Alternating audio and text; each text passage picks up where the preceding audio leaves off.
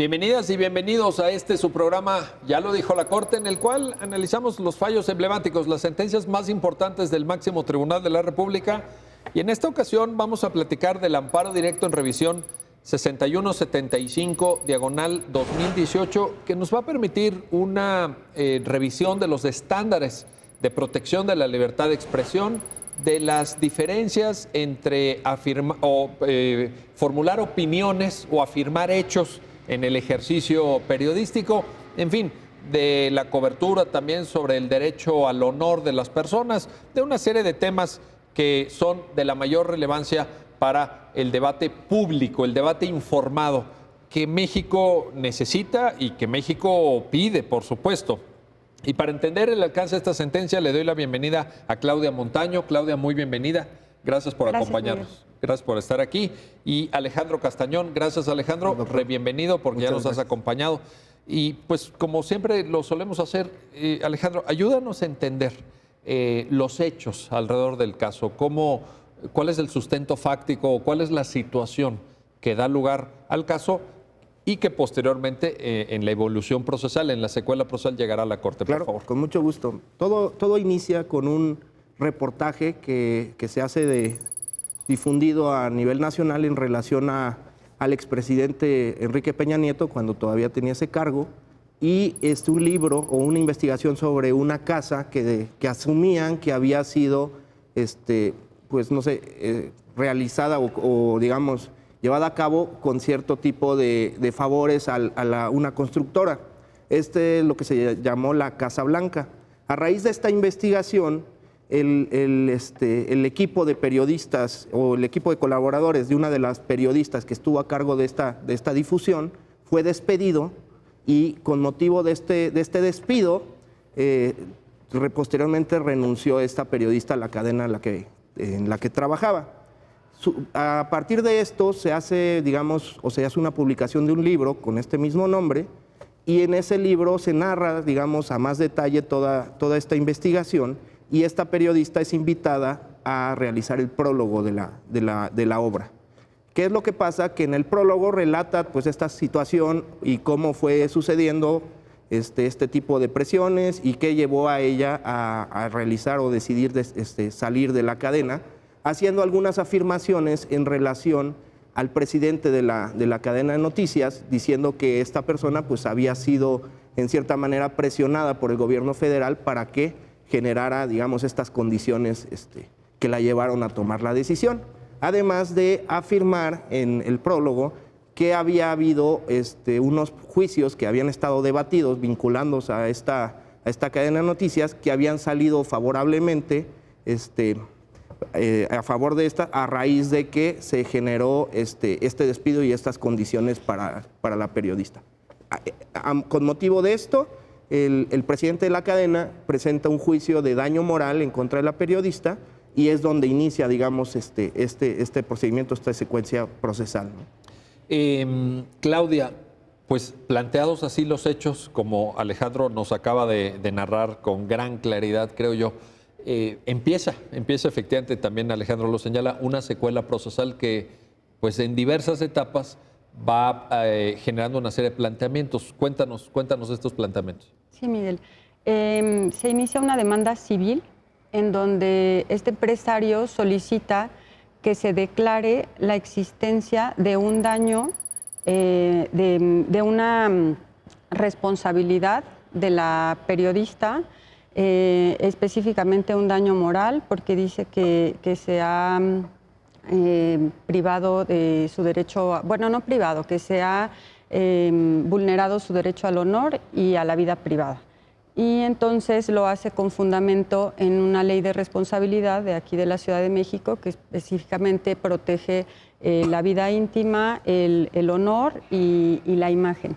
Dice que este daño moral se da porque el prólogo daña a su estima, a su prestigio, al decoro, y solicita también una justa indemnización. Estas prestaciones las demanda de la periodista, y a la vez hace otra prestación que demanda de ella y de la editorial que publica el libro, consistente en solicita una reparación del daño que hace consistir en que se publique en su momento un extracto de la sentencia que llegara a obtener favorable en 2 periódicos de mayor circulación en la Ciudad de México, que se ordene que se elimine el prólogo del libro y que se prohíba su difusión por cualquier medio de comunicación, ya sea radio, televisiva, imprenta.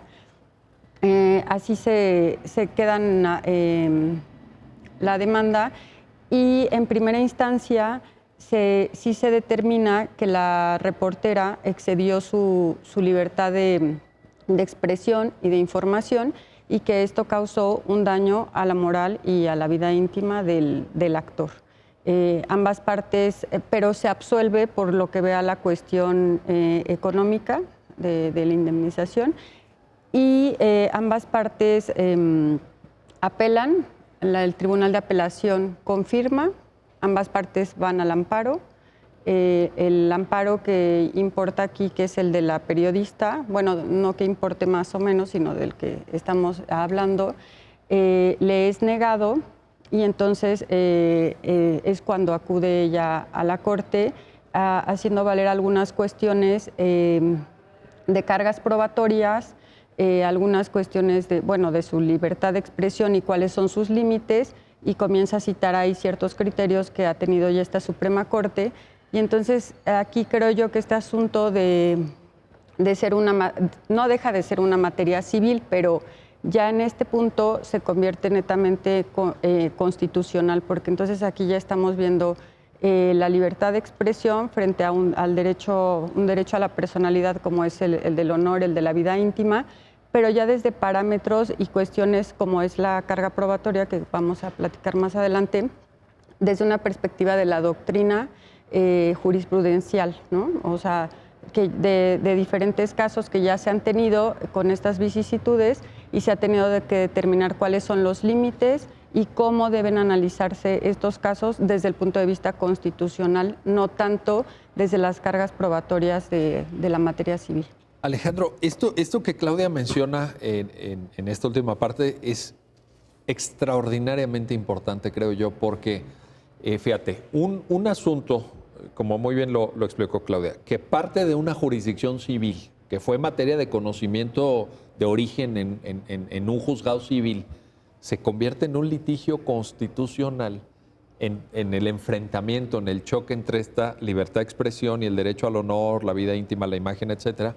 Y entonces la primera cuestión que está abordada en la sentencia y te la planteo es, estamos ante una relación entre particulares. ¿Los derechos humanos también sirven, entonces también se aplican a las relaciones entre particulares? Definitivamente, es algo que es primordial para la defensa de los derechos humanos, pues no solamente es la visión tradicional de la autoridad versus unos particulares, sino que los propios particulares entre sí pues debe de regir digamos, estos medios de control o este tipo de ponderaciones para también poder proteger a los seres humanos o a los ciudadanos entre ellos, ¿no? No nada más el Estado como ente imperioso en contra de los particulares, sino entre las propias relaciones de particulares, también debe de haber estos ejercicios, como prueba, pues tenemos este ejercicio de daño moral, que al final de cuentas era un litigio entre particulares, pero como lo mencionaba la licenciada Claudia, se dimensiona hacia otro nivel, que es un nivel constitucional, donde están en pugna 2 derechos tan importantes como es la libertad de expresión y el derecho al honor por parte de este. Esto es relativamente novedoso porque, digo, ustedes están muy jóvenes, pero yo me acuerdo cuando yo estudié, pues sí te decían, a ver, no, a ver, los derechos que en ese momento se llamaban garantías individuales, todavía no eran derechos humanos, estamos hablando de mucho antes de la reforma 2011, las garantías individuales sirven en las relaciones entre autores y particulares. Claro. A ver, este es un tema de particulares, ¿no? O sea, mi maestro, el maestro que me dio clases en la facultad de esta materia te hubiera dicho, perdóname, licenciada Claudia, pero ese planteamiento aquí no tiene lugar porque esto no puede ser, porque no hay una autoridad. Es entre una periodista y un señor empresario y pues es cuestión civil, ¿no? Es más, amparo directo en revisión, a lo mejor ni se hubiera admitido, ¿no? O sea, ni siquiera dice, oye, pero ¿por qué llegan estos casos a la Corte? Claro. Que se queden en jurisdicción. O sea, lo que tú estás diciendo, que además está en la sentencia muy bien explicado y que forma parte ya de una doctrina, de una línea jurisprudencial, porque hay precedentes que también están citados en la sentencia, pues es muy novedoso. O sea, nos tenemos que hacer cargo de esto. Es algo que a lo mejor no todos los abogados en México lo entiendan o lo asuman incluso, ¿no? De acuerdo. Hay, de hecho, poco a poco esto ha sido, creo que uno de los temas más importantes que ha tenido la Suprema Corte, este alcance adicional que se le está dando a los derechos humanos y sobre todo esta efectividad realmente a llegar a los ciudadanos de otras maneras, no solo cuando el Estado, digamos, llega a generar estas condiciones. Por ejemplo, además de la libertad de expresión, el derecho a la vivienda digna es otro ejemplo muy importante, porque ahí en esa situación a veces ni siquiera son los que causan, digamos, una afectación a la vivienda digna, no son el Estado propio, sino los propios constructores o los lineamientos como pudiera tener una vivienda. Y esos son otro tipo de alcances, o el tema del derecho al ruido, a no ser sujeto de ruido en tu domicilio, etcétera. Buenísimo, Son derechos excelente ejemplo. completamente, digamos que antes ni siquiera nos hubiéramos imaginado que podría una persona venir a defenderlos y pues ahora con estos fallos que poco a poco se está abonando a estas protecciones, ¿no? Claudia, para irnos ya como acercando al tema de fondo, hay también en la sentencia pues un análisis, creo yo, muy profundo, muy riguroso, muy serio, pues del alcance de la libertad de expresión. Y se refiere en el criterio de la Corte, sustentado en la sentencia evidentemente, con todos los fundamentos, que esta libertad de expresión puede llegar a tener incluso una posición preferente. O sea, como que uno diría, ningún derecho tiene una mayor jerarquía sobre otro, eso ya lo sabemos, pero como que este derecho, como que hay que trabajarlo con mucho cuidado. No estamos hablando de cuestiones menores. Ayúdanos a entender este punto. Así es. Bueno, se habla de la libertad de expresión como un derecho fundamental porque permite que a través del libre desarrollo de las ideas se logre una pluralidad y se pueda tener un Estado democrático, ¿no? O sea, el Estado está en la Constitución interesada en que la sociedad pueda estar informada y pueda expresarse a la vez. Creo que aquí se hace una triangulación de derechos. Bueno, hay como un triángulo, esencialmente el de la libertad de expresión, que a su vez tiene una vertiente de derecho a la información y que es muy importante, digamos, el de la libertad de expresión como un derecho universal, el de la el derecho a ser informado como un derecho social, principalmente, y por otro lado tenemos un derecho personal como es el derecho al honor o a la dignidad, ¿no? Entonces hay esta triangulación y lo que hace la Constitución es que tiene que proteger todo eso e ir poniendo ciertos límites, pero siempre esos límites son un poco acotados o cortos tratándose de la libertad de expresión porque no puede cualquier opinión censurarse, ¿no? Estaremos ya en una cuestión de censura donde no se permite a lo mejor algo que constituya simplemente una ofensa, que fue una opinión a lo mejor impropia, que me incomodó o cosas así, a los particulares o a las figuras públicas, no se puede limitar constitucionalmente, ¿no? Se deja eso para casos muy, a lo mejor como extremos, precisamente porque se está protegiendo el derecho que tienen los ciudadanos de tener una pluralidad, sobre todo, por ejemplo, en este caso particular en el que se está hablando de una periodista y que el sentido de a lo mejor esta publicación y demás es informar a los ciudadanos sobre cuestiones públicas, ¿no? De un personaje público que era su presidente en ese momento y de cómo están sus finanzas, tal vez. Son temas de total relevancia que no pueden estar censurados por decir, no, se va a incomodar o se va a sentir mal o a lo mejor el límite para considerar que hay un daño a su derecho al honor queda como acotado frente al derecho que tienen los ciudadanos de estar informados. Ahora, ahí hay dos dimensiones en estos términos que tú nos estás planteando. Vería yo como una dimensión individual del ejercicio, pues puede ser de la profesión de periodista o de una persona que decide en un momento dado expresar su punto de vista sobre una gestión gubernamental y es crítica o es incómoda, como muy bien lo dices, o a veces abrupta o a veces con poca cortesía.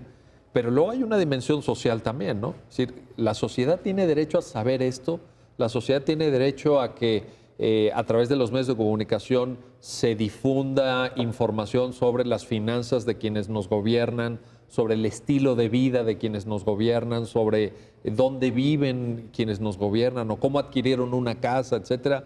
O sea, están los dos planos ahí, ¿no te parece? Sí, por un lado, la Constitución protege a lo mejor mi derecho como ciudadano a expresarme libremente sobre si a mí me parece o no correcta una política pública o me parece o no correcta la forma en que se conducen mis gobernantes. Y también en la cuestión colectiva, pues es permitir que las personas estén informadas por medios de comunicación que sean alternos, ¿no? Que no sean en una sola línea de decir, bueno, solamente vamos a permitir que los medios de derecha o solamente los de izquierda puedan... O solamente los que hablen bien del gobierno. Exactamente, ¿no? Porque finalmente lo que se busca es que las personas creen su propio criterio a partir de esta diversidad de información. Ahora, esto empata, Alejandro, creo yo, con un concepto importante, en la sentencia está trabajado también, que es el pluralismo, y el pluralismo como generador de opinión pública informada. Es decir, si no, en esto que decía, me gustó mucho esta frase de Claudia, cuando dice, no nada más de izquierda, no nada más de derecha, bueno, pues que haya de todo, ¿no? El chiste es que haya de todo, y que tú como ciudadano, tú como ciudadana, pues puedas formarte tu propio criterio, llegar a tus propias conclusiones. Oye, este gobierno lo está haciendo bien, o regular, o mal, o pésimo, o los otros son muy brillantes, o estos van muy lento en su trabajo, o sea, pero que sea cada quien. Yo creo que ese es el respeto a la dignidad y el respeto a, bueno, y la función misma del pluralismo informativo, ¿no? Claro, y eso es lo que, digamos, sustenta la importancia del propio periodismo, porque el periodismo, digamos, busca ser crítico, busca generar notas o información que normalmente es novedosa o que pueden presentar desde otras ópticas.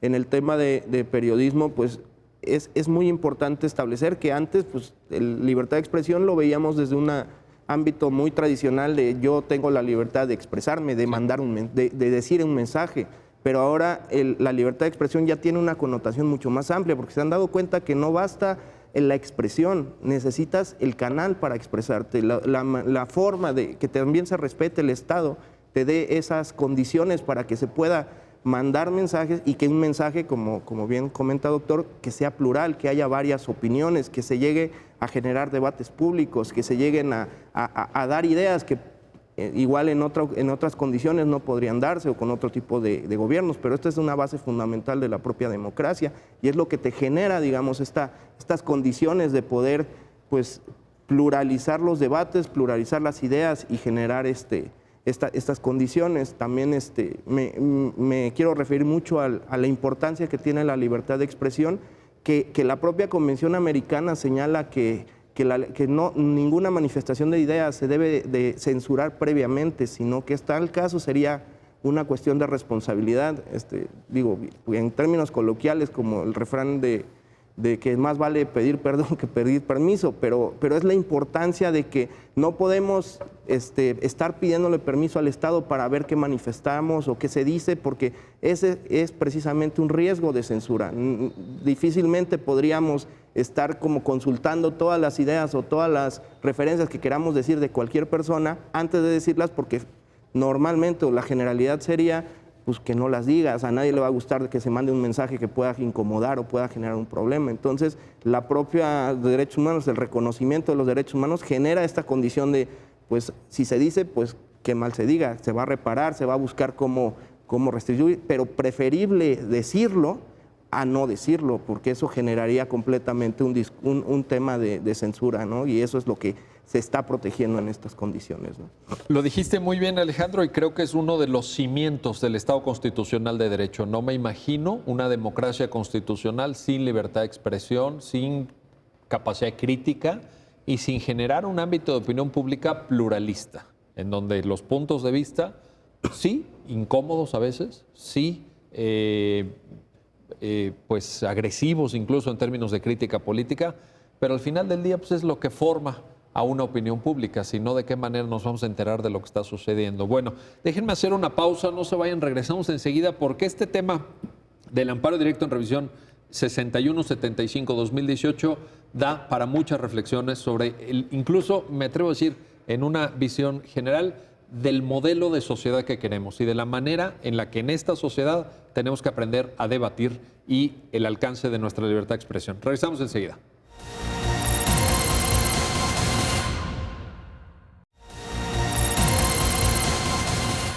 Ya estamos de vuelta, ya estamos de regreso en su programa, ya lo dijo la Corte, para seguir platicando sobre este amparo directo en revisión 6175-2018, que tiene que ver con temas vinculados con la libertad de expresión, sobre su alcance, el pluralismo que la sociedad requiere y otras cuestiones. A ver, Claudia, aquí te pregunto, Alejandro nos estaba haciendo una maravillosa síntesis de la importancia del pluralismo, de la importancia del lugar que debe tener la libertad de expresión, pero como la mayoría de derechos, no es un derecho ilimitado, también se tiene que acomodar.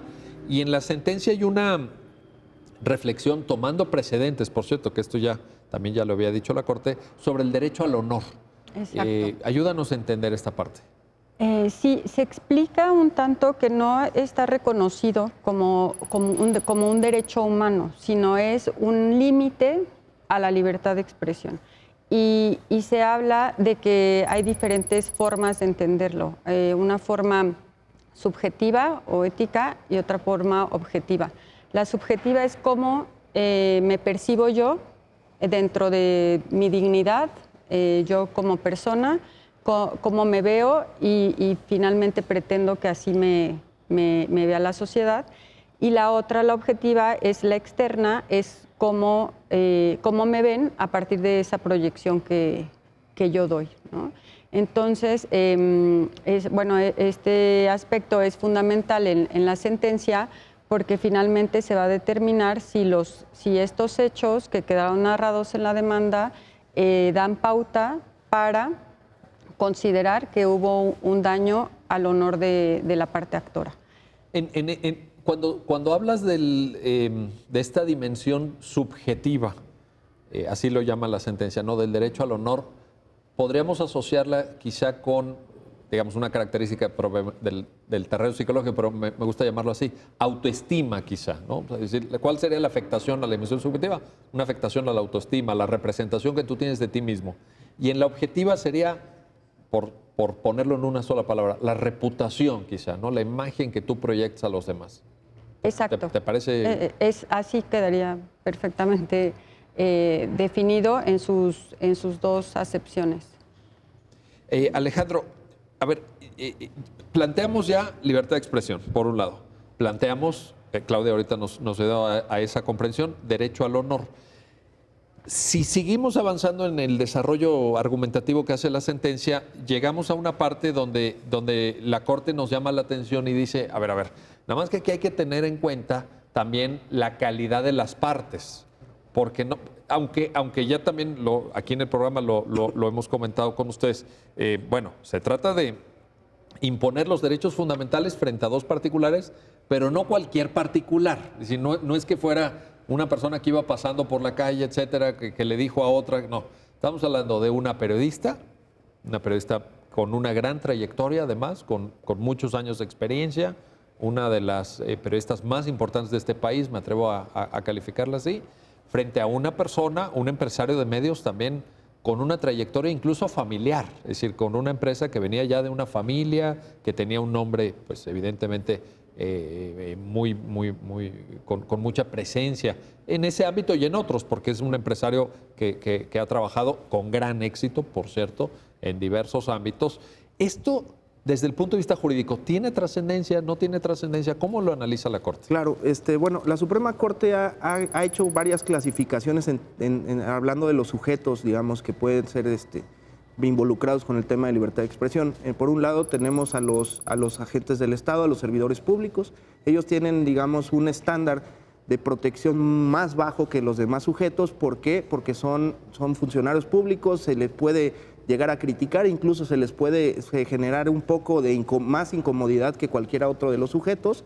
y, digamos, generaría un tema de responsabilidad cuando se busca solo dañar o realmente se da alguna manifestación de falsedad, ¿no? Digamos que ellos están en una condición de menos protección al derecho al honor que en relación a los demás. Hay otros sujetos que no son servidores públicos y también podrían ser particulares, pero de acuerdo a sus actividades o al tipo de proyección que han tenido durante su vida, pues dejan de ser, digamos, sujetos pues no sé, ¿cómo podemos decir? Como que ya son notorios y se vuelven en cierta manera... También tienen una restricción, digamos, a su protección al derecho al honor sin ser servidores públicos. Exacto. En el momento en que se manifiestan al público, son conocidos ampliamente. A ver, pero estamos hablando de qué, Alejandro? ¿Estamos hablando de cantantes o actores o sí, deportistas famosos? Podría yo decir que serían personas que se dedican a este tipo de actividades, un artista, un cantante, pero también personas que por alguna condición fáctica terminan siendo visibles o termina sabiéndose o empiezan a participar no sé, en la vida política, social. ¿Activistas? Podría ser, por ejemplo, o sí, exactamente, personas que ya de alguna manera han trascendido o están siendo, pues no sé, notoriamente conocida su vida o su situación o sus actividades, ¿no? Bajo ese tipo de estándares o estas situaciones que se refieren a situaciones donde ya es públicamente o ya son públicas, pues en ese tipo de actividades ya pueden considerarse también dentro de un espectro de protección menos amplio que cualquier persona, sin que lleguemos al estándar de los servidores públicos. Los servidores públicos, digamos, están en un nivel muy bajo. Estas personas tendrían un nivel de protección menor, pero aún así también no puede usarse, digamos, su vida privada cuando no es parte de este tipo de exposición como un elemento para poder, digamos, hacerlo público si no se ha hecho público, ¿no? Y finalmente las personas que no se dedican a esto y que tampoco y nunca han sido, digamos, expuestas mediáticamente, en ese caso ellos tienen un estándar de protección alto, digamos, que en el caso de que se afecte o se pueda llegar a generar algún daño, alguna manifestación que pueda afectar sus derechos al honor, a la honra, en ese momento pues podría llegar precisamente a pedir que se le restituya, ¿no? ¿Es lo que la sentencia llama el sistema dual de protección? Efectivamente, es correcto, es el sistema dual, que tenemos una manera de protección para las personas que no tienen proyección pública, que sería la responsabilidad civil propiamente, como lo establece el Código, y estas personas que sí son de proyección pública, que tienen una protección, digamos, menor y que están sujetas a este tipo de opiniones o tienen que aguantar, digamos, tener la piel un poco más dura para aguantar críticas y este tipo de cuestiones, ¿no? Que ahora con las redes sociales, híjole, pues se multiplica. Generado. Ahora ya esa frontera entre persona pública, etcétera, porque como decía algún escritor italiano, las redes sociales te dan un megáfono, ¿no? Te dan un megáfono y ya no sabes si... Ahora están de moda hasta, digo, los que tengan hijos adolescentes, no me dejarán equivocarme, hasta los youtubers, ¿no? Claro. Entonces uno pensaría en que no, el gran cantante famoso, que no sé qué. Pues no, puede ser un youtuber que ya es un personaje público, bueno, en su alcance y en su nivel, pero pues también está haciendo pública su vida o su intervención.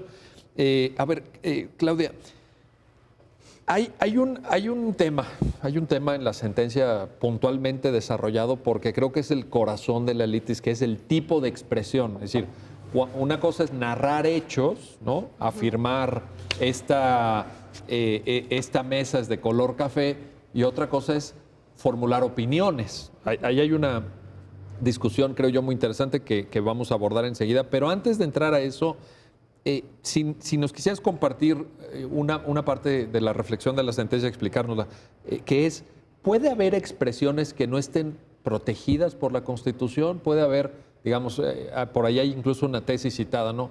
¿Hay un derecho al insulto, por ejemplo? ¿Todo lo que digamos se vale? ¿Todo está protegido? No, sí hay límites.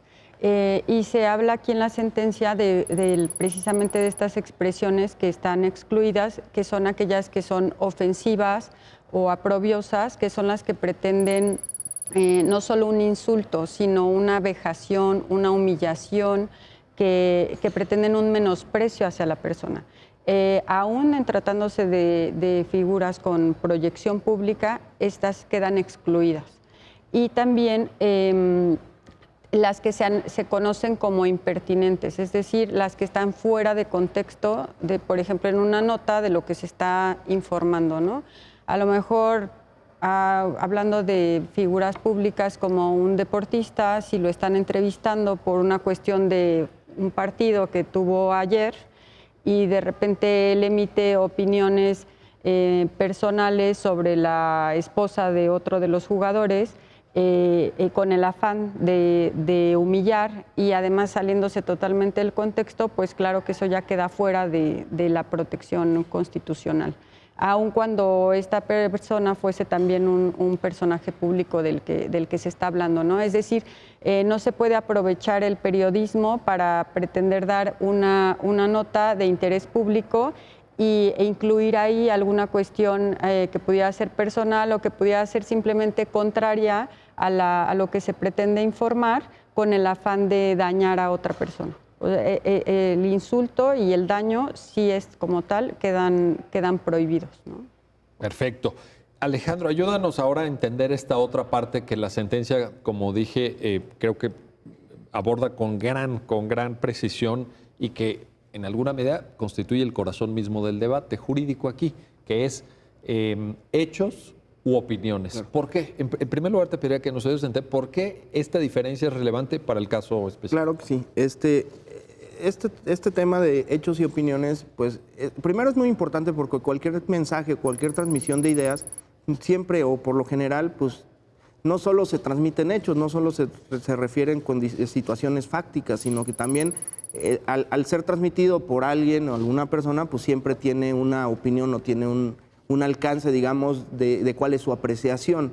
A partir de eso, pues teniendo en cuenta que esto se refiere a medios de comunicación, pues los medios de comunicación también cada uno tiene una manera de presentar las ideas y esto implica que al momento de presentar un hecho, pues también traiga alguna cierta connotación de una inferencia, alguna opinión, alguna forma de pensar. En esta condición, lo que se ha enfrentado la Corte es precisamente que ha advertido que al momento de cuando se han traído este tipo de cuestiones de daño moral, se advierten mezcladas ciertas opiniones y ciertos hechos fácticos. No siempre es fácil poner la línea, ¿no? Claro, a veces es muy complicado porque pues, lo que pudiera ser un hecho termina siendo a veces una opinión, alguna aseveración, pero relacionada más con el fuero interno de quien lo está emitiendo a digamos, ya algo que fuera como fáctico, alguna demostración de alguna situación. O se me ocurre que a veces la opinión puede venir disfrazada de una narrativa de hechos también. Efectivamente. ¿No? O sea, la frontera lo veo como una frontera porosa.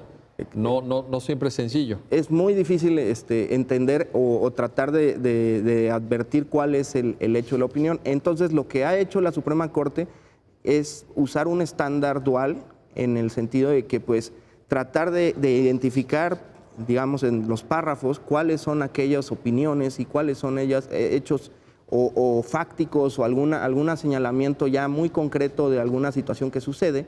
Y a partir de eso aplican distintos estándares. En el caso de las opiniones, lo que se ha manejado, y digo, es doctrina internacional replicada en la Suprema Corte, es que no hay verdades o mentiras en las opiniones. No puedes juzgar a una persona porque la opinión pueda ser cierta o falsa, sino más bien que esta opinión, digamos, no se haga con el fin de dañar y que no se use digamos, fuera de contexto, como por ejemplo el ejemplo que la licenciada Claudia nos ponía, ¿no? En esta condición se respeta un poco la forma de pensar de cada persona, obviamente. Porque es su apreciación, al final su opinión. Efectivamente, sería complicado hacer pensar a todos como una misma persona, ¿no? Y eso es lo que enriquece este tipo de situaciones. En cambio, respecto a los hechos. Ahí es otro estándar y es un estándar mucho más rígido, porque ahí sí rige la situación de la verdad, ¿no? Es muy interesante porque hay muchas veces, sobre todo en la labor periodística, que ellos tienen una protección mayor a cualquier persona que expone, digamos, ideas, porque precisamente lo que se privilegia es que ellos transmitan y generen este tipo de debates y se sumen a la información nacional, ¿no? Entonces, con ellos se dice que debe de ser, en cierta manera, comprobarse la veracidad. No es una verdad indefectible, porque sería complicadísimo pedirle a un periodista que tenga todos los elementos para poder hacer una expresión de un hecho. A ver, aquí hay un tema importante que también recuerdo que en su momento, en los años 80, fue materia de discusión en el Tribunal Constitucional Español. Verdad y veracidad. Efectivamente. No son lo mismo. No es lo mismo. A ver, ayúdanos a entender. Verdad, pues ya sería, digamos, la premisa de que no hay nada que pueda rebatir esa situación o esa condición o ese argumento. Veracidad, digamos, es el ejercicio o razonable del por qué se está llegando a afirmar esto. Digamos, es la labor periodística adecuada o la labor de conjeturas que puedan llegar a generar, digamos, esta afirmación. Es cierta diligencia en la realización de una argumentación. Por ejemplo, si un periodista va a dar cuenta de una noticia, etcétera, esa diligencia tendría que ver con entrevistar a todas las partes o con verificación de fuentes o con cierta calidad de fuentes. ¿Va por ahí? Es correcto. Es efectivamente ese rigor periodístico, no porque salga a la calle y entreviste a una persona y que diga diga un calificativo en contra, por ejemplo, en ese caso, del presidente, ya con eso pueda generar toda una nota o afirmar algún hecho, ¿no? Se tiene que comprobar, se tiene que hacer una investigación, y eso, en cierta manera, por ejemplo, en el caso de lo que traía el libro, pues era precisamente estas pues condiciones que llevaron o la presentación de la información que al final de cuentas llevó a revelar esta nota periodística, ¿no? Ahora, decías tú párrafos. En la sentencia se hace un análisis párrafo por párrafo, casi frase por frase, para lograr esta diferencia. ¿Cuándo es opinión? ¿Cuándo son hechos, no? Y creo que es importante mencionar, Claudia, ayúdanos a entender esta parte. Pues al final la disputa es sobre, creo que 2 o 3 párrafos, ¿no? Vaya, pero el prólogo tiene muchas páginas. Sí, así es.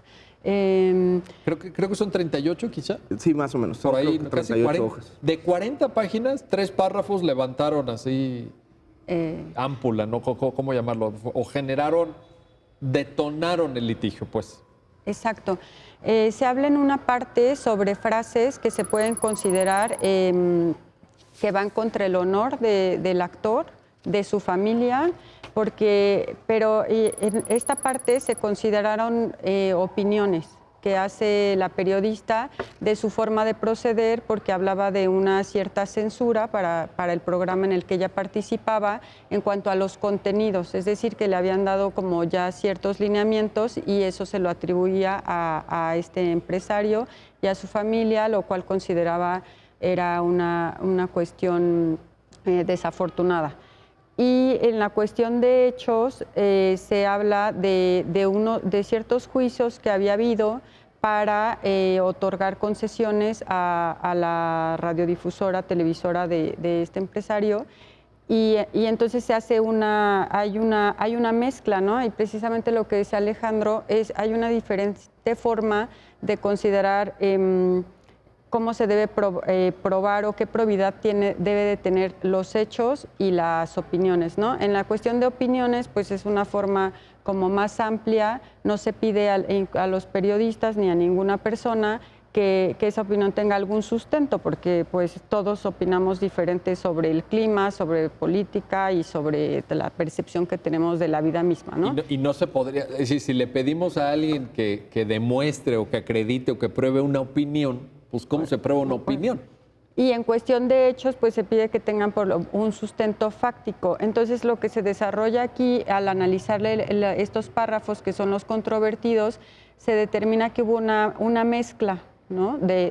Tanto de hechos como de opiniones, y que entonces aquí lo que tiene que procurarse o revisarse es que tengan un sustento fáctico. Es decir, como dice Alejandro, los hechos tienen que tener cierta diligencia de investigación, ¿no? De algún asiento suficiente en la realidad, lo que decimos no sucede con las opiniones. Entonces, es a partir de estos parámetros que se conjugan o se conjuntan para determinar la Corte si la sentencia del colegiado se ajustaba o no a estas directrices que han quedado plasmadas en diferentes criterios, ¿no? Sí, porque además hay bastante precedente sobre libertad de expresión. En décima época se ha trabajado mucho y además por diversas ponencias, yo diría casi todas, ¿no? Sí. En algún momento casi todas las ponencias de la Corte, digo, particularmente primera sala, pero también hay temas en segunda sala, se han pronunciado, y yo diría que hoy la doctrina de libertad de expresión en la primera Corte es una doctrina ya muy consolidada, muy sólida, que ha abordado casi todos los aspectos, ¿no? Que yo creo que eso es lo que enriquece mucho esta sentencia, porque lo que se trató de hacer en esta resolución es condensar todos los, digamos, precedentes que se habían tocado para poder construir, digamos, una línea argumentativa, un análisis, digamos, ya como general de cómo la Corte ha analizado los casos de libertad de expresión y cuáles han sido, digamos, los límites que se han establecido en cada caso, ¿no? Que esa es una ventaja también, tener precedentes ayuda mucho. Claro. Digamos, guía, orienta la reflexión y no se trata de generar algo así ex novo, ¿no? Así, oye, vamos a empezar desde cero. No sabemos ni qué es la libertad de expresión. No, aquí ya había. Exacto. Había terreno recorrido, terreno abonado incluso, ¿no? Sí, es. Bueno, déjenme hacer una pausa para seguir comentando. No se vayan, vamos a regresar enseguida. Este amparo directo en revisión 6175-2018 y estos estándares. Libertad de expresión, derecho al honor y todo lo que supone el ejercicio del periodismo. Regresamos enseguida.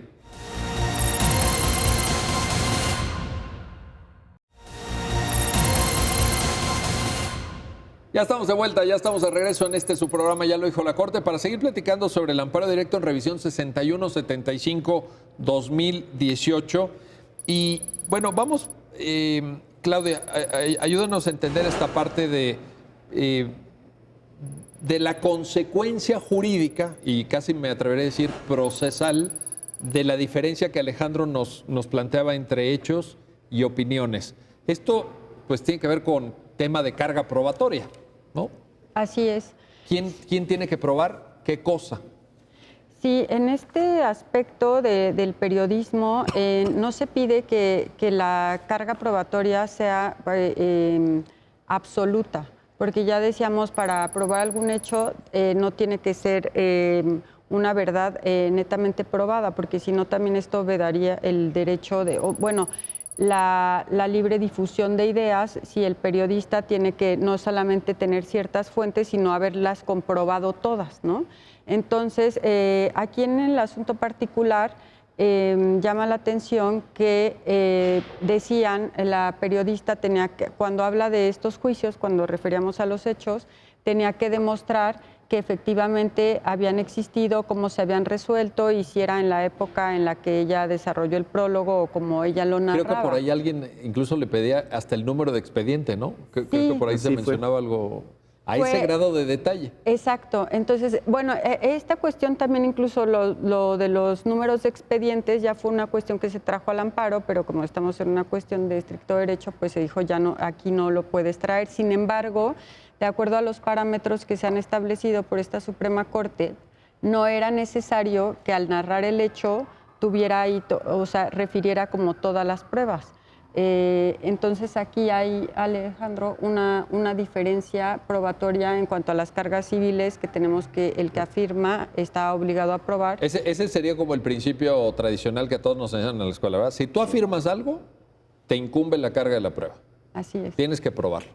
Pero aquí podría, digamos, ser diferente, puesto que no se trata de un tema civil, sino de derechos fundamentales, ¿no, Alejandro? Efectivamente, y hablando del ejercicio del periodismo, se ha desarrollado una idea de la excepción de verdad, exceptio veritatis. ¿No? La exceptio veritatis. Sí. Esta posibilidad es para que tú puedes, ante una manifestación de daño moral, como periodista puedes bloquear la imputación en el momento en el que se presente, con el hecho de presentar los hechos o presentar la realidad o de dónde está, digamos, el sustento fáctico de lo que estás afirmando.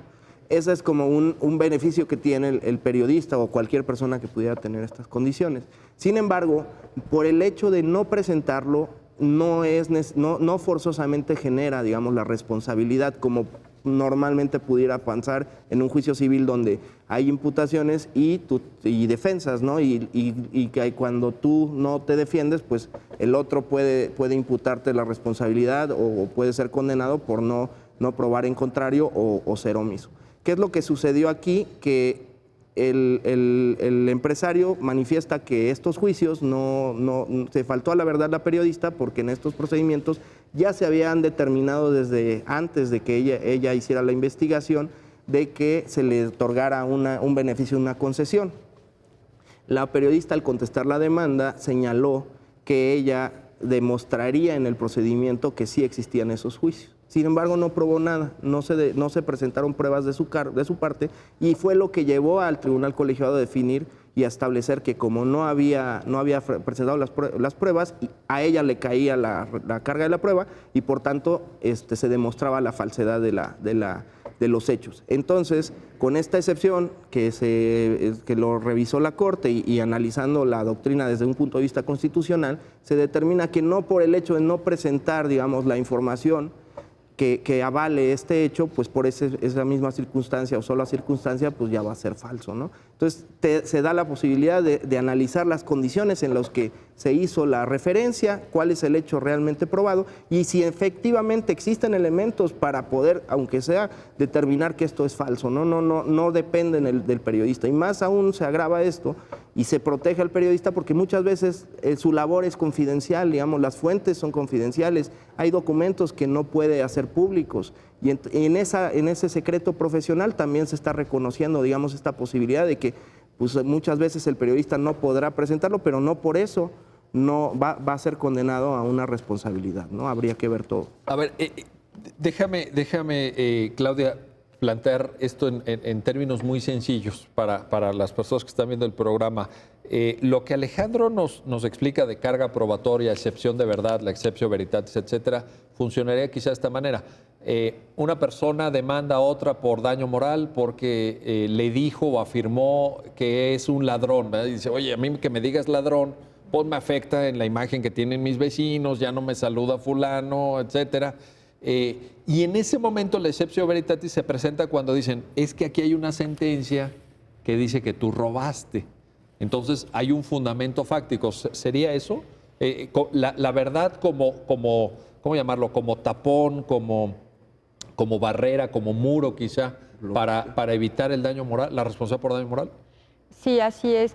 Si tenemos en el contexto de esta persona ciertos datos que nos permitan a lo mejor hacer una afirmación, como decías, eres un ladrón, a lo mejor su defensa va a ser, bueno, es que sí tuve por ahí un juicio, un día robé, pero no soy un ladrón, o ya dejé de serlo, o circunstancias así que se convierten un tanto subjetivas ya en ese momento, ¿no? Pero si se tienen cuestiones objetivas que pueden permitir hacer esa afirmación sobre otra persona, entonces ahí no podríamos decir que existió un daño moral, ¿no? Porque hay un sustento para hacer esa calificativa. Un sustento fáctico, un sustento en la realidad. Exacto, pues. Y no tendría que pedírsele a la persona que hizo esa afirmación que demuestre en qué juicio, cuándo fue, que se le condenó, si qué pasó en todas sus instancias con esta persona a la que le está llamando ladrón. Si es que